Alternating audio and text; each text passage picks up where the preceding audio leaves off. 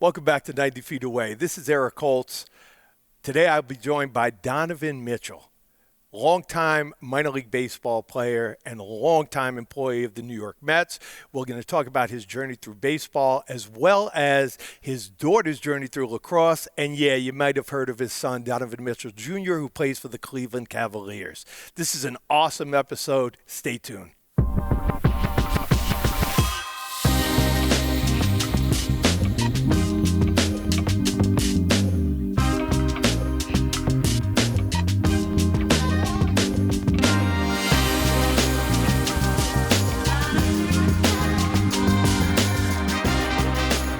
Welcome back to 90 Feet Away. Today, I have a special guest. This is an episode I've been looking forward to for quite some time. This is a gentleman that's become one of my best friends over the last 20 years. Have sort of a man crush on him as well. He is working for the New York Mets for so many years. We're going to talk about that, but he's probably best known today for being the father of American University's own lacrosse player, Jordan Mitchell. And yeah, you might have heard of Donovan Mitchell Jr. too. He plays for the Cavaliers. Donovan Mitchell, welcome. Thank you for being here today, my man. It's great to have you. I appreciate it, man. Thank you for having me on your podcast, and looking forward to this conversation. Yeah, man. Yeah, we've been doing stuff together for almost 20 years now, and I have Jeff Caulfield to thank me for introducing me to you when I was coaching Manhattanville, probably in the early 2000s. You were a special baseball player, local kid. Literally out of this town, born in Valhalla, but grew up in Elmsford. At what point did you think, or people guiding you think, that you had what it took to get to the next level? The next level meaning college, getting out of Elmsford and having an opportunity to play college baseball. I think it started with my high school coaches and my travel ball coaches, my Babe Ruth and American Legion coaches. They were very positive with me and always supporting me. I took the time to do the practice and do the extra stuff outside of the team practices. And, it was evident when I came back to working with the team that, I was getting better. And, they gave me the backing and the support that I needed to kind of take it to that next level. So I have to say it was the high school coaches and travel coaches. The high school coaches were tremendous guidance for you, but you still needed to do the work. So you're telling me, like, back then, even before we knew what facilities like this were all about, it was important enough to you to put in the extra work. Yeah, baseball was fun for me. It was my escape from anything that I might have been stressing about or anything that I struggled with. Throwing the ball against the steps, throwing the ball against the brick wall and fielding it, and just knowing that me practicing and having fun, I was actually getting better. So, every morning when I woke up, that's what I wanted to do. My grandmother probably complained so many times I missed the steps and hit the door, but she understood that that's what I really wanted to do with my life, and it was fun. People don't understand, like, we're like alien, right? When I was a kid, my mom would give me like $2 for the day. I'd leave the house in the summer at 7 o'clock, get home for dinner. Like, we were just playing ball all day, and it didn't matter. Like you said, organized, throwing it against the wall, throwing it into a box, playing stickball. I mean, that world doesn't exist today for these kids. Everything has to be so structured for these kids today. It's just a different world. So you're playing in some of these travel leagues, travel organizations.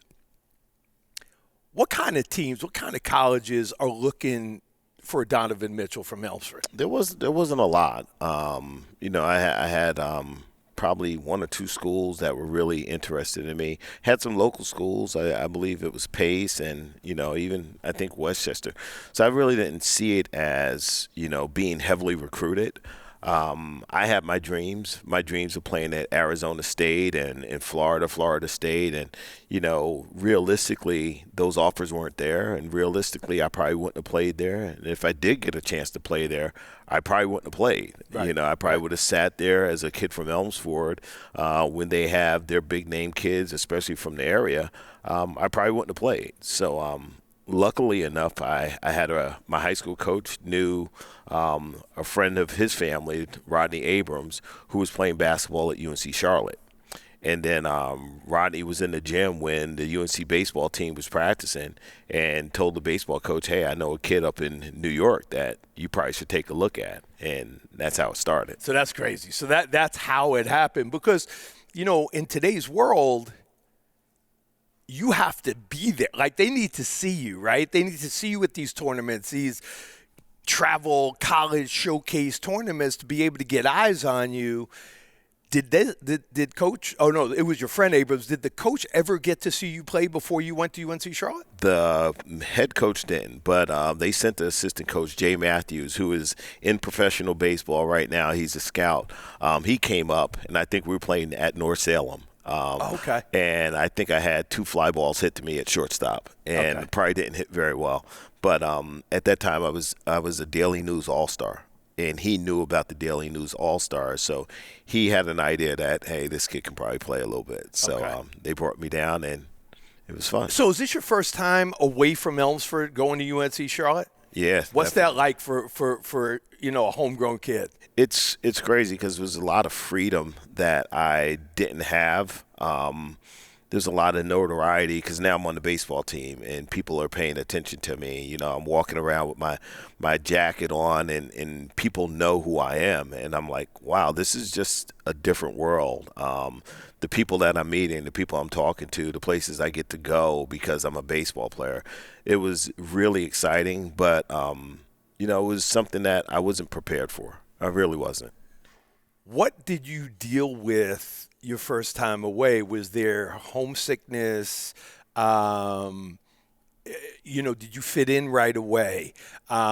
Did you get an opportunity to play right away? Most kids, again, they're the best of the best in their town. They're the best of the best in their area, their little fishbowl. But then they go to school, and they're just one of, 30, 35 ballers, man. Yeah, I got there, and there were juniors and seniors that had played, guys who were getting ready to be drafted, and I get to campus, and the crazy thing is my uncle had purchased a condo down there, and we were looking for roommates, so the baseball coach filled 4 spots in the condo. So my roommates were Darren Vascatellis, who was a transfer from Florida State, shortstop, Brian Ullery from Spartanburg Methodist, shortstop, and myself, shortstop. The team already had a shortstop, and they had a backup shortstop. So if you know the game of baseball, they don't play with 5 shortstops. So that's a great point. And I've coached college ball for years and helped out as much as you.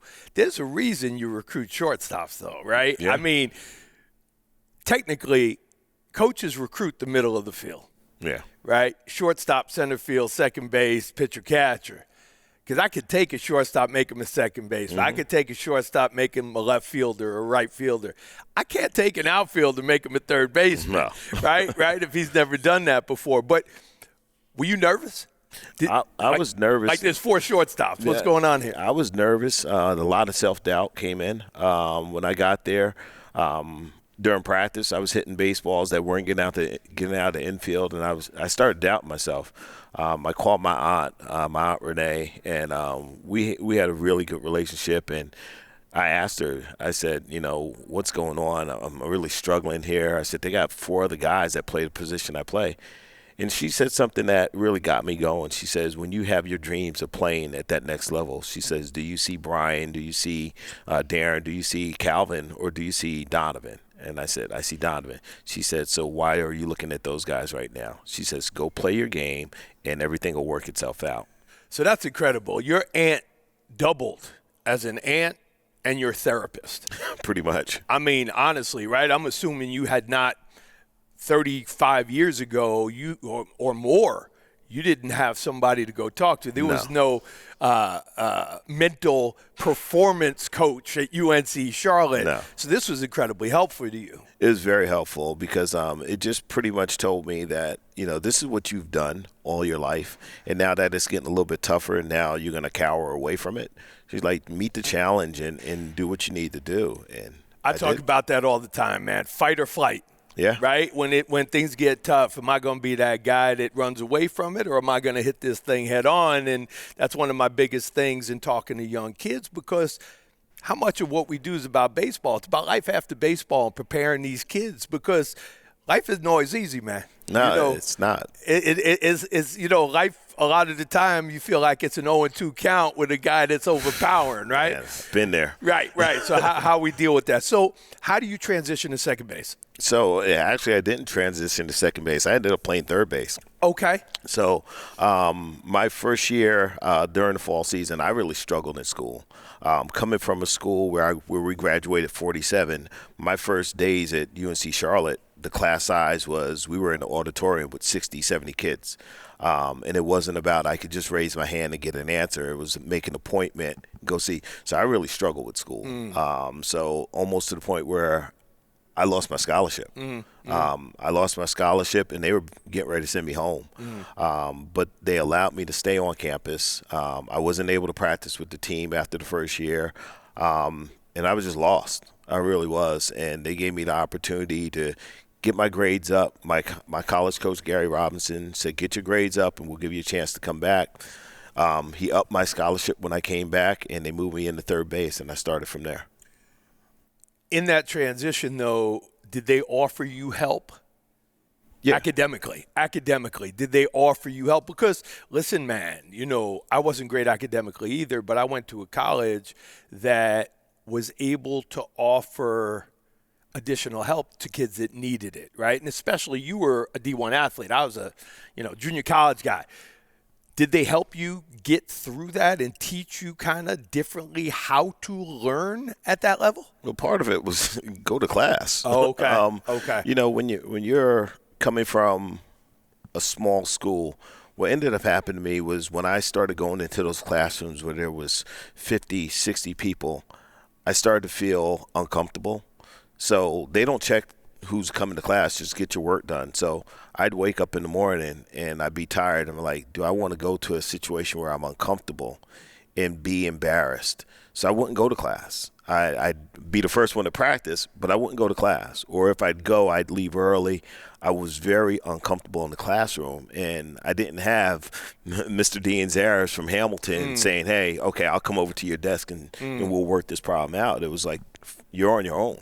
So nobody was following you. They weren't like the head coaches or the assistant coaches weren't monitoring your progress in school until it was a problem. Until it was a problem, okay. Yeah. Though that's changed, right? Because today, I mean, with especially the digital age, there's a lot of communication. So they know up front if you're not going to class. Yeah. They know if you're not getting your work in, right? Yeah. A little bit different. So you start out as a third baseman for UNC Charlotte. You played how many years there? I played 3 years. You played 3 years there and all at third base? All at third. Okay. Yep. So when do you think – or when are you hearing that you may be good enough to be signed professionally? I just, I didn't hear it. I felt it. I was hitting the ball well. I was playing the game pretty well. I was hitting off some pretty good pitchers, and I was like, okay, I could do this. And then I heard about the draft, and I was like, okay, there's a good opportunity. And then 92, I was drafted, so I was excited. So again, this kid from Elmsford who leaves Elmsford for the first time to go to UNC Charlotte is now drafted in the 14th round by the Houston Astros.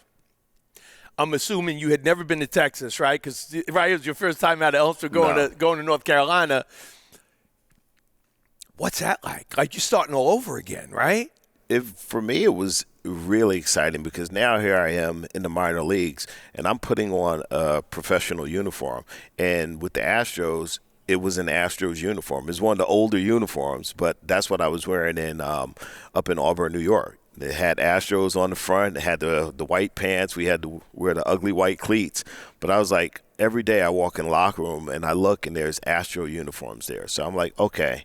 And then when we were playing other teams, they had the Yankees uniforms. They had the Phillies uniforms because it was all the hand-me-down stuff. So I'm playing against guys with other major league logos on their jersey. So it was the minor leagues was the major leagues for me. Okay. So you're a professional baseball player. I mean, you're being paid to play baseball. Uh-huh. You spent 7 years in the Astros minor league organization, single A, double A, triple A, parts of a full year at triple A, and then part of another year at double A and triple A split. Career numbers were pretty good. They're pretty impressive. Combined 275 overall for 7 years. Was it the Astros that moved you to second base? Yeah, my first day in pro ball I was at second base. Why was that? Because they didn't feel I was a third baseman. They felt I'd be a little bit better as a second baseman. And, you know, it's funny because I started out as a shortstop in high school, played third base in college. My first game in pro ball was at second base. I ended up playing second, short, and third. In my last few games, I was playing in the outfield. Okay. Last few years, I played in the outfield and was actually doing some backup catching. I was doing whatever I could to stick around. Okay. But you love second base. I love second base. That was my spot. You know, because obviously I only know you as a second baseman. And for people that don't know, Donovan had some of the best hands, soft hands of anybody I had ever seen. And this is much later in life. This is way into his 40s, almost turning 50. We played together for a bunch of years, and we're going to talk about that a little bit later. You spent 7 years with Houston, and this was always something that I wondered and never understood. You literally, your career ends in 1998 for the Houston Astros. It ended in 99 in spring training. 99 in spring training with the Astros, but then you get hired immediately in 99 by the New York Mets. Yeah. Why? I met Jim Duquette, and while he came over, he was with the Mets. He came over to the Astros for a year, and he had asked me, and when we talked about it, and I just saw Jim the other day in spring training, and one of the things he said was, "Is there a player here that if we released him would be a good coach?" And he said almost all the coaches said Donovan Mitchell. So that's how I ended up getting over to the Mets. You know, when I got released the last day, you know, I got a phone call from the Mets, and they were like, "Will you come over?" And I was like, "Okay, I'm going over there to play for the Mets." And they're like, "Well, no, we need a coach." So eventually, at first I told them no. And because there had never been a conversation. No. Right? And did you want to coach? No. I wanted to keep playing. I just got released like 2 days before. Because, you know, truly you're one of the most passionate coaches I've ever met. But it had never even crossed your mind. No, not at all. I wanted to keep playing. I was looking for a spot. And the good thing about the Mets, what they said is you can come here, you can coach, but if a team needs you, we'll release you from your contract and let you go play. Okay. So for the first 2 weeks, I was working out after the team worked out. Then after a while, I was like, I'm tired of working out and nothing's happening. So the good thing about it, my first year, we ended up winning the championship, and we had the highest batting average. And, you know, so I was like, okay, I'm kind of falling in love with this. So this is what I want to do. You fell in love with the grind and the work helping others now because your grind was over. Your journey is now officially over. Was it easy to make that transition just like that? I mean, that's a quick. It wasn't easy because there were things that I was trying to teach these kids that I could still do. And I was, you know, every now and then I take batting practice and I'm driving balls opposite field and I'm like, this is easy. Why can't they figure it out? So I had to learn as a coach that, you know, you can't compare them to you. You have to kind of teach it differently. And don't get upset if they don't feel it right away. You know, you have to keep working with them. You can't expect them to be you, right? So you start out with the Gulf Coast or in the Gulf Coast League. You know, you're there for a while. And then you go to Brooklyn, right? You're with the Brooklyn Cyclones.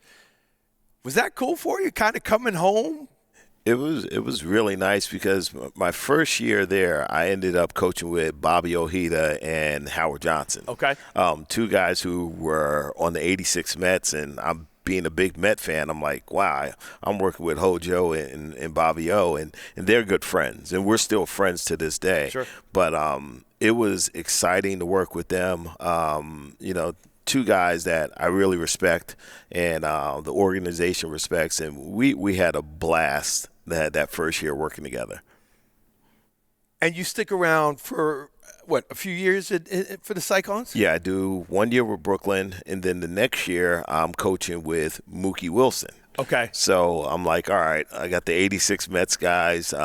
Gary Carter, who was my favorite player, he's coming in as their roving instructor. So I'm like, okay, this ain't that bad. And then playing in Brooklyn, it was sold out every night. Absolutely. So, it was great. This journey through coaching literally takes you through every level throughout the Mets organization. Right? You go from Brooklyn to, you start upstate to Brooklyn to Georgia. And you make a decision at some point that you've had enough. You've had enough. I don't know if it's you've had enough because I don't love it anymore, or people don't understand the strain that it puts on your family when you're away for 6 months a year. For people that really don't know about the game, unless you're a big league coach, you're not making money. I mean, you're just not making money enough to support a family in addition to being away from your family, right? At the time, you're married, you have 2 young kids. Is that what kind of pushed you to get off the field, or had you just had enough coaching? This is a long story. I'm going to make it very short. When we talked about my playing career, my first 2 years, I enjoyed it, loved it. The middle 3 years, hated it. Just really struggled. First time I experienced failure, and it wasn't fun. So I really didn't enjoy minor league baseball like I was supposed to. I didn't enjoy the journey that I was on. I was always worried because at that time you got to realize you're believing that this is how you're going to feed your family. This is how you're going to provide for yourself. And the ups and downs were becoming too much for me. So my last year, I was playing in AAA. That was probably the best time that I had because I was playing with older guys. I didn't have to be that leader for that group, and I enjoyed it. So let's take it to coaching now. First year we won the championship, and now as I'm coaching, I don't see the success that the players are having, and I start putting that on myself. And now it becomes that old thing again where, it's not happening like I want it to happen. So now it becomes more of a mental thing for me as a coach. I start managing, enjoying managing. I'm managing Nicaragua, Hawaii Winter League, having a good time with that. But then they moved me back to being a hitting coach. And any player's struggles became my struggles. And then it started becoming that thing all over again where even if we win a ball game, we hit well, the 2 guys I'm rocking with are the 2 guys are 0 for 4, 0 for 5. How do I get them better? And now it's becoming that strain all over again. Now my kids growing up, I'm missing my kids. I'm missing my family. I want to get home. I went from A-ball all the way to AAA, and now I'm back in the Gulf Coast again in, 2010? I'm back in Gulf Coast as a hitting coach. Well, I started out in '99 as a Gulf Coast hitting coach. So if I'm not moving forward and I'm back here, why am I not with my family? So that's the reason why I said, you know what, I'm going to go here and be the dad that I need to be and be home where I'm supposed to be. I got to break down what you just said into segments, too. We struggle as caring, passionate coaches. One thing I talk about, Donovan, all the time is you can't fake passion, you can't fake love, you can't fake caring for somebody. Success, failure, the kids you work with end up being like your children. They succeed, you're happy. They fail, you're devastated. But as a coach, you said it, as a first-year coach, these kids couldn't do what you could do. That doesn't change as a hitting coach, right? Like, there are so many other things that come into play. You could teach them physically, mechanically, technically. You can't teach them emotion, how to control their emotion. I've got to know that I'm going to hit the crap out of the ball and still fail 7 times out of 10. I got to tell you, again, even imagine in the Olympics and stuff like that, I don't know that I ever doubted myself. I might have doubted myself for a lack of a decision I didn't make. Should I have done this different? But I always felt that my job was to prepare them. And if they were prepared, they're either going to execute or they're not. So that's really interesting that you took every one of those guys you were working with so personally, again, because you care. But you also make it seem like it's a reflection on you. And that's incredibly unfair as well, because you can't hit for them, right? You could teach them everything. You can't teach them what pitch to swing at, what pitch to lay off of. Interesting. The part about the family hits home for me incredibly hard because, before I did this full time, I was out of the country in total about 3 months a year, right? 3 weeks at a time for about eight times a year. And this is before FaceTime. You were the same. There was no FaceTime.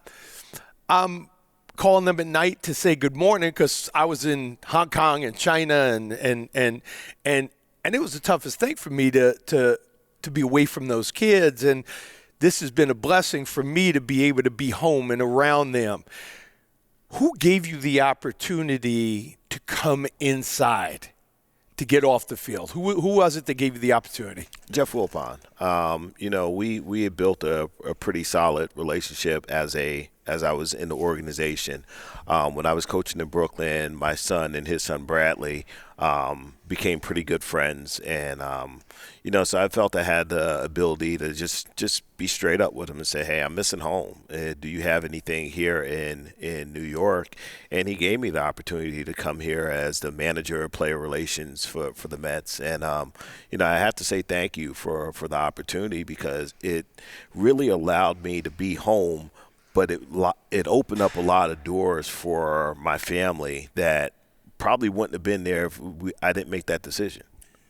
A lot of people will kill Wilpon. I mean, any opportunity they get, they kill the Wilpon family. I think the Wilpons get a bad rap for some of the stuff, obviously, because of the whole Madoff thing, and they got hurt, right? Let's move on from that, because I'm not here to talk badly about Wilpon. But now you're inside for many years. I mean, you're inside for probably 11, 12 years, working under the Wilpon management. And then the craziest thing happens, that one of the most successful people in this world buys the New York Mets. And Steve Cohen takes over the New York Mets. His wife, Alex, is very involved with the team. How did your life change after the Cohens took ownership of the team? Well, it was just a different way of looking at how to run a ball club. No slight to Jeff and the family. They had their vision, and then now Alex and Steve come on with their vision. And I think their vision is kind of aligning a little bit more to what I like to do and where I want to go. And we've had a lot of fun in their first few years here. Hopefully we win a little bit more, but it's been a great journey. And I'm learning a lot, especially from my new boss, Jeannie Molino, and the community team that I work with. We're We work well together, but I'm learning a lot. I'm learning a lot about myself. Listen, we never stop learning about ourselves. We never stop trying to get better, right? Like if you have any self-respect for yourself, you're always trying to get better. But from private conversations we've had, how incredible is Alex Cohen? She's great. She's that mother figure for the organization to kind of say, hey, get your job done. I support you. And, it's been that way since day one.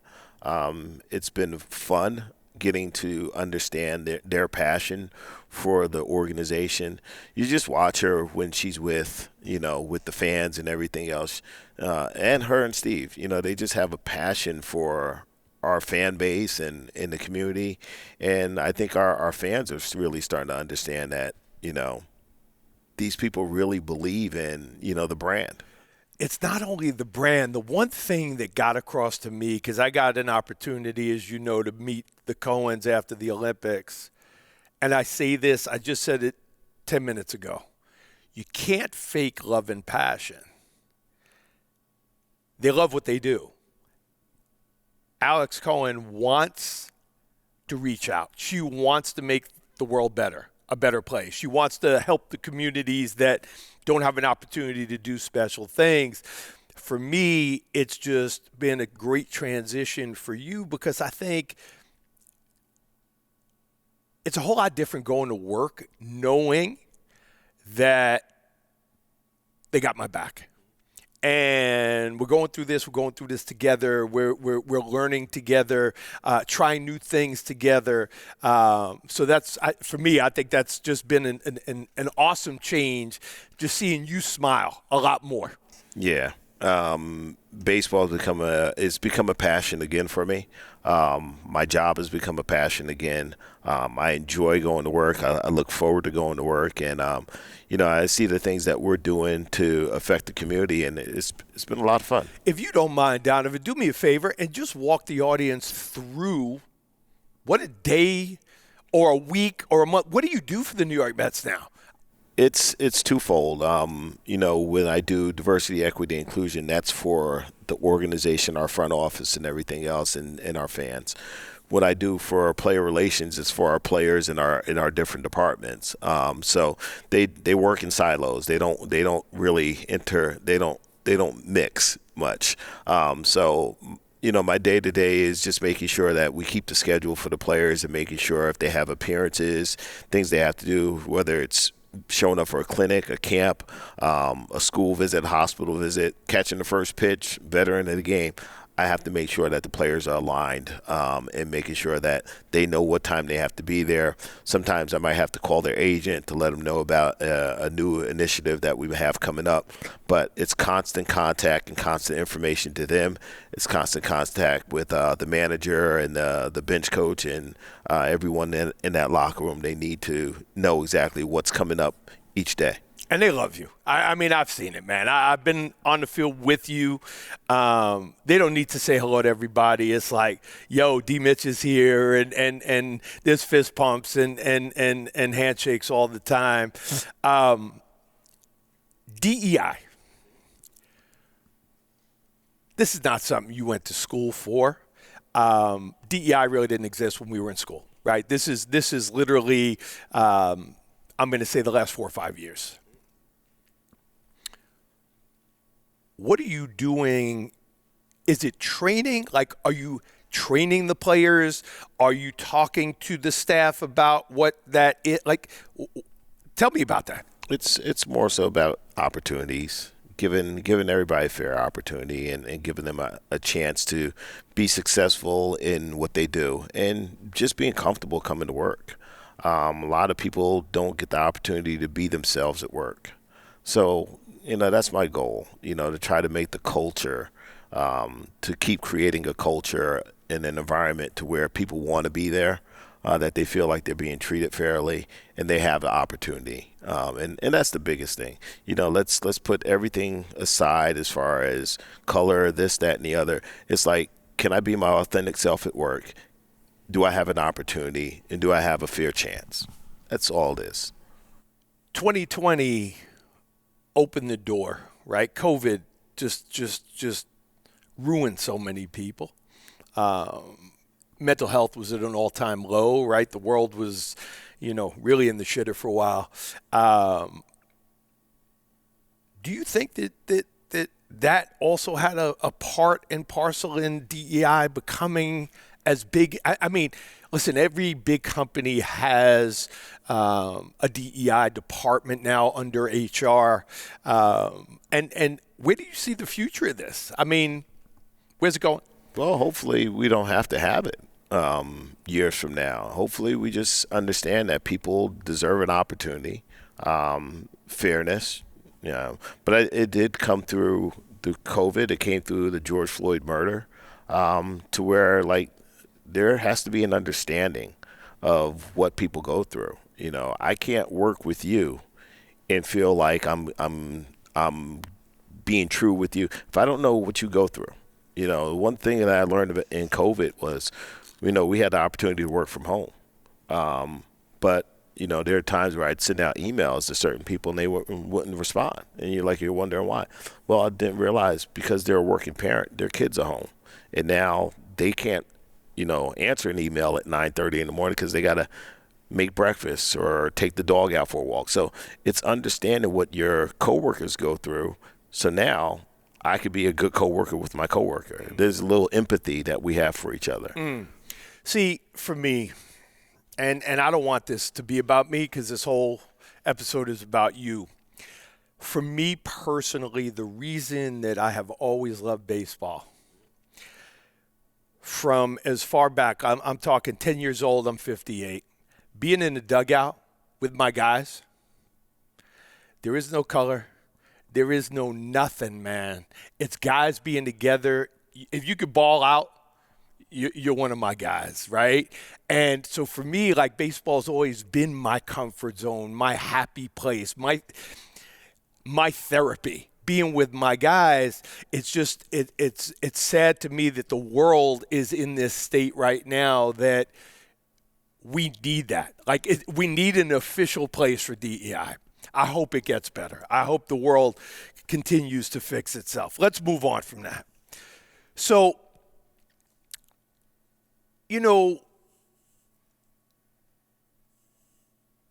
I've been with you almost every step of the way for the last 20 years, and life has been pretty interesting and pretty cool.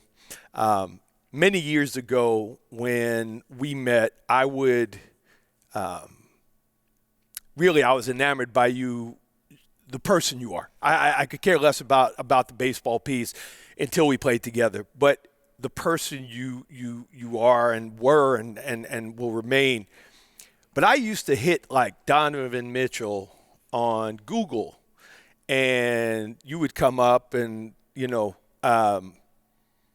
now for me to get you, I got to hit Donovan Mitchell baseball, because there's another Donovan Mitchell that some people may not have heard of on this podcast. I severely doubt that.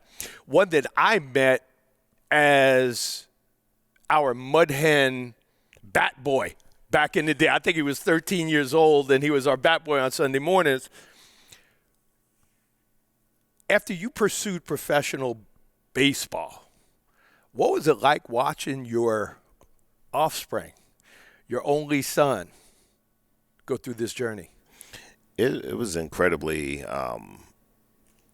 it was unbelievable just watching him develop and then watching him have that passion that I had as far as getting better, be in the backyard shooting, and you could just tell that he was getting better with every practice and the things that he was, and the confidence that he started to build.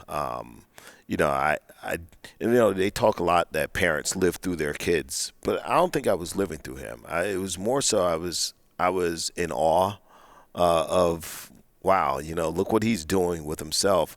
He had the opportunity to be around professional athletes almost all of his life, so he knew what it took, but he was able to take it to that next level, and he's able to stay focused on his journey. And I'm very proud of him and my daughter for the success that they've had in their sport. But just watching them grow up and play the way they've grown up and played, I'm extremely happy. For the people that don't know about Donovan Jr., he loved baseball as much as he loved basketball. He still does. He still does. I mean, he obviously grew up a Met fan. I remember seeing pictures. I mean, he was up to your knee wearing Mets jerseys and stuff like that. But was it that injury? I think it was at Greenwich Country Day. He had a collision, right? Yeah, it was actually at Canterbury Prep. Oh, Canterbury. He's playing shortstop. I think they had infield in, and he ran over on a foul ball in front of the third base dugout, and he extended his hand to catch the ball, and I guess his hand hit the catcher's face mask, broke the catcher's jaw, broke his wrist. And it was somebody at that point that said, that's enough, right? Like, that's enough of baseball because you may have a future in basketball. I think at the time he was being recruited by Providence, maybe even Boston College at that time. There were some schools looking at him, and he came back to me afterwards, and he asked me, he said, would you mind if I stop playing baseball? I kind of want to, focus on basketball. And I was like, yeah, go for it, But I don't think he realized until about a few years ago that I was fine with that decision. I think he thought I was upset that he stopped playing baseball. But if you think about it, I really didn't get a chance to see him play baseball much. Right. Because anytime they were playing baseball, I was with the Mets. Absolutely. I saw a lot more basketball than baseball. Sure. And I saw him doing well in basketball. So I was kind of excited. And I think when I told him that, he was surprised. But, yeah, I wanted him to play basketball. It's just wild, for the local kid. I mean, you were the local kid that got drafted and had a 7-year career in the minor leagues. I mean, this is a local kid who, went on to do and is doing, just incredible things. I mean, off guards in the NBA has got to be top 3. And it's your son. Like, do you ever pinch yourself? Do you ever watch the game going, holy cow, like that's my boy? Or have you just gotten used to it? Has it just kind of like, big deal? It still hasn't really, hit me. It's incredible, going to games, walking into the arena and seeing little kids walk by with his jersey on. I'm like, wow, this is real. I got an opportunity to walk into one game when we were down in Miami together. And not only with you, but I got to go in there with you and your mom. And Mom had on a jersey that said Grandma Mitchell. And people wanted her autograph, right? That was kind of fun. That was a fun night for me. Jordan is excelling in lacrosse as well. Which is really cool for me. I know you make as many games, going back and forth to D.C. or up here if they're local. I know they played Iona a couple weeks ago. What is Jordan interested in doing? There's a young lady named Ashley that works with Don, and she really helps him out with all of his marketing stuff. And I think she wants to be in that type of world where she can help athletes. She has a lot of interest. But, right now she just got into Columbia grad school.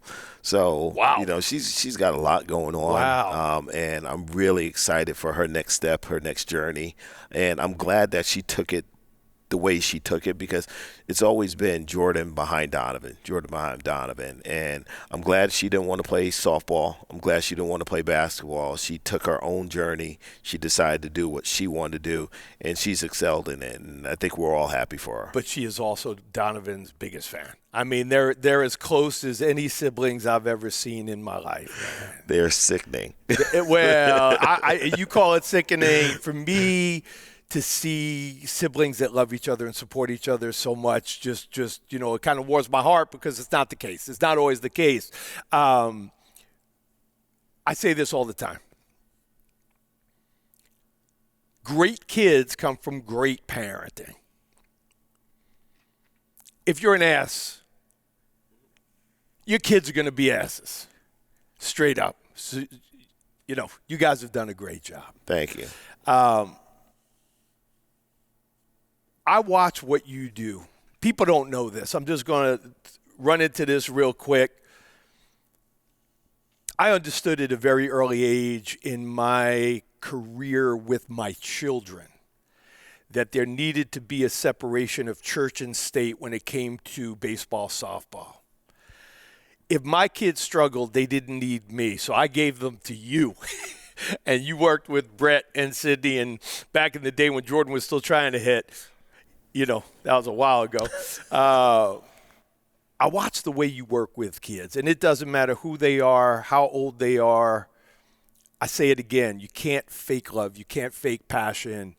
People that coach understand we're not doing this for the money, right? There's not enough money for my time that I could be paid to do this. What comes next for Donovan Mitchell? I'm actually trying to get away from the coaching aspect. I kind of, I realize that it's taken a lot of time away from family, friends, opportunities. Seems like every Friday, Saturday, Sunday, I'm at a ballpark, missing picnics, missing barbecues, missing fun time, family time. And I lost a lot of time in my journey to become hopefully a major league coach or a major league player. I missed a lot of time with my kids. And that's time that you don't get back. I'm still yearning for that time with Don and Jordan, and I have to understand that they're getting older, they're becoming adults, and they have lives now. So it's not like they want to be up under daddy all the time like they were when they were kids.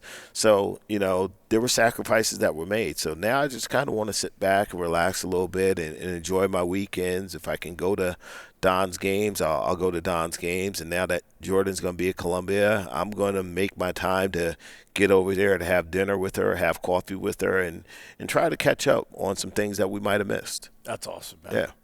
D, I love you, brother. I appreciate it. Thank you for being here, man. Thanks, man. I know you didn't think I could keep this serious for an hour, but I did it. Thank you for being with us today. This is one of the most special human beings that I've been blessed to have in my life. You don't hear me use that term very often. This is literally a brother from another mother. This is somebody I could call at 2 o'clock in the morning. He'd be at my house in 5 minutes if I needed him. That's the type of relationship we have. Thank you for being here. Thank you for joining us on 90 Feet Away. We'll see you next time.